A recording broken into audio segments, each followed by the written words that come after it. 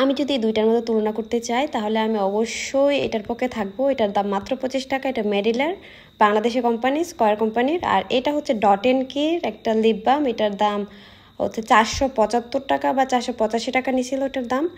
খুবই এক্সপেন্সিভ, কিন্তু একদমই হচ্ছে ঠোঁট ময়েশ্চার করে না, একদমই করে না, প্রচণ্ড ড্রাই হয়ে যায়। শীতকালে তো একদমই ব্যবহার উপযুক্ত না, একমাত্র হচ্ছে প্রচণ্ড গরম থাকলে তখন ব্যবহার করা যায় কিছুটা, কিন্তু একটু বৃষ্টি ভাব থাকলে এটা প্রচণ্ড ড্রাই হয়ে যায়। ঠোঁটে দেওয়ার 1 মিনিটের ভিতরে হচ্ছে একদম ভ্যানিশ হয়ে যায় ঠোঁট থেকে। এর চাইতে এটা অনেক ভালো। আমি যদি দুইটা রেটিং করি, এটাকে আমি হচ্ছে ময়েশ্চারের দিক থেকে ওইটাকে আমি 2 দিব, আর ওইটাকে আমি দিব হচ্ছে 7।